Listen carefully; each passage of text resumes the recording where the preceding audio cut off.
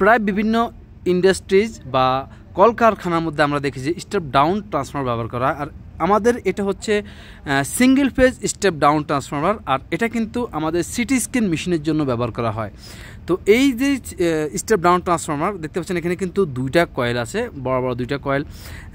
অনেকে যদি হঠাৎ করে দেখেন যে মনে করবেন যে একটা ওয়েল্ডিং মেশিনের মতো, তো আসলে এটা এখানে দেখতে পাচ্ছেন এখানে বাইপাস করে জাম্পার করে এখানে কানেকশন দেওয়া হয়েছে। আর আমাদের এটা সিঙ্গেল ফেজের মধ্যে কিন্তু মানে আমাদের 220 থেকে দেখেন এখানে লেখা আছে প্রাইমারি আমাদের 230 ভোল্ট, এবং সেকেন্ডারি আমাদের ডাইন সাইড হচ্ছে সেকেন্ডারি 115 ভোল্টও হবে এবং 230 ভোল্টও হবে। মানে আমাদের 220 ভোল্ট বা 230 ভোল্ট দেওয়ার পর আমাদের এখানে এটা 115 ভোল্ট তৈরি করে দেবে। আর এটা কিন্তু আমাদের সিটি স্ক্যান মেশিনের জন্য।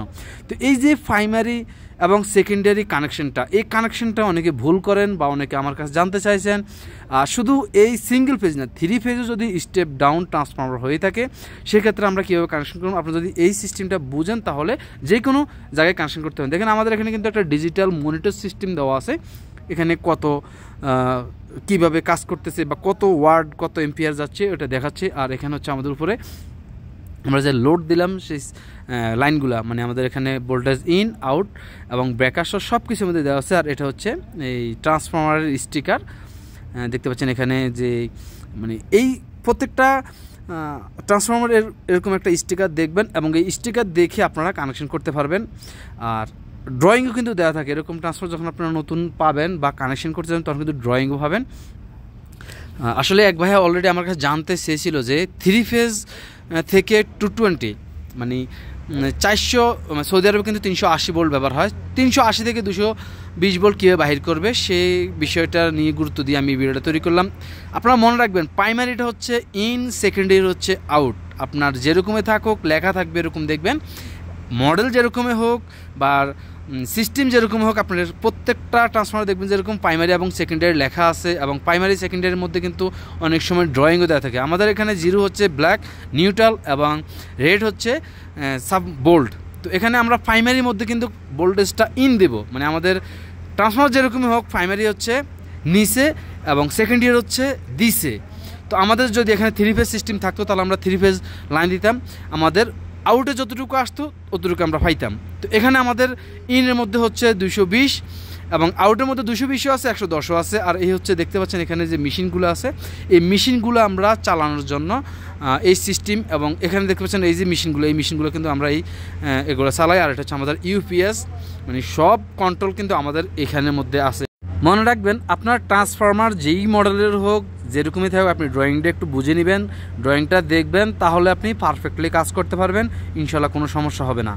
মনে রাখবেন আপনার প্রাইমারি হচ্ছে ভোল্টেজ ইন হবে আর সেকেন্ডারি হচ্ছে ভোল্টেজ আউট হবে। ট্রান্সফরমার ছোট বড় যে কোনো রকমের হোক কোনো সমস্যা নাই, আপনি ড্রয়িং এবং এখানে লেখাগুলো দেখে কাজটা করে নেবেন। যদি 3 ফেজ হয় তাহলে দেখবেন যে লাইন 1, লাইন 2, লাইন 3 এরকম লেখা থাকবে, আর নিউট্রালও লেখা থাকবে, আর্থ দেওয়া থাকতে পারে অনেক সময়। সিঙ্গেল ফেজের ক্ষেত্রে শুধু ফেজ এবং নিউট্রাল ব্যবহার করবেন, আর 3 ফেজের ক্ষেত্রে আপনারা দেখবেন যে লাইন 1, লাইন 2, লাইন 3 এরকম লেখা থাকবে। সেখানে আপনারা ইনপুটের ক্ষেত্রে লাইন 1, লাইন 2, লাইন 3 দিয়ে দিবেন, এবং আউটপুটের ক্ষেত্রে দেখবেন যে আপনার হয়তো 110 থাকতে পারে, 220 থাকতে পারে, বা আপনার 380 থাকতে পারে। আপনার ফ্যাক্টরি বা কলকারখানার মধ্যে আপনার যেরকম ভোল্টেজটা প্রয়োজন হয় আপনি সেই রকম ভোল্টেজটা ব্যবহার করবেন। এর কারণ কি, অনেক সময় আমরা দেখি যে বিভিন্ন ইন্ডাস্ট্রিজ এলাকার মধ্যে 380 লাইন ছাড়া কোনো লাইন থাকে না, কিন্তু ওই ক্ষেত্রে আমাদের কিছু লাইন প্রয়োজন হয় যেটা আমরা 220 ভোল্টে চালানোর দরকার। আমরা 3 ফেজ যদি চালাই তাহলে কিন্তু জ্বলে যাবে বা আমাদের এটা কনভার্ট করতে হবে, সেজন্য আমরা এরকম স্টেপ ডাউন ট্রান্সফরমার ব্যবহার করি, যার জন্য এই সিস্টেমটা, এই ট্রান্সফরমারগুলো আমরা ব্যবহার করি। এছাড়াও প্রত্যেকটা ট্রান্সফরমারের মধ্যে কিন্তু একটা নির্দিষ্ট লোড খাওয়ার ক্ষমতা থাকে। যেমন আমাদের এটার মধ্যে হচ্ছে 4000 VA মানে 3200 ওয়াট, আপনার পাওয়ার ফ্যাক্টর আমাদের 0.8 মানে আমাদের 3200 ওয়াট আমরা এই ট্রান্সফরমার থেকে ব্যবহার করতে পারবো। এর উপরে যদি ব্যবহার করি তাহলে আমাদের ট্রান্সফরমারটা জ্বলে যাবে। তো আমরা সেই বিষয়টাও লক্ষ্য রাখতে হবে, আশা করি বুঝছেন। আর যদি আপনাদের এরকম কোনো সমস্যায় পড়ে যান তাহলে আমার সাথে যোগাযোগ করতে পারেন। আমার প্রত্যেকটা ভিডিওর ডিসক্রিপশন বক্সে আমার ফেসবুক, মেসেঞ্জার সবগুলো আইডি দেওয়া আছে, সেখান থেকে যোগাযোগ করবেন, যতটুকু পারি আপনাদের আমি সাহায্য করব। আর কোনো কিছু জানতে হলে বা মন্তব্য থাকলে কমেন্ট লিখতে পারেন। আজকের জন্য এ পর্যন্তই, বাই বাই, টাটা, আসসালামু আলাইকুম।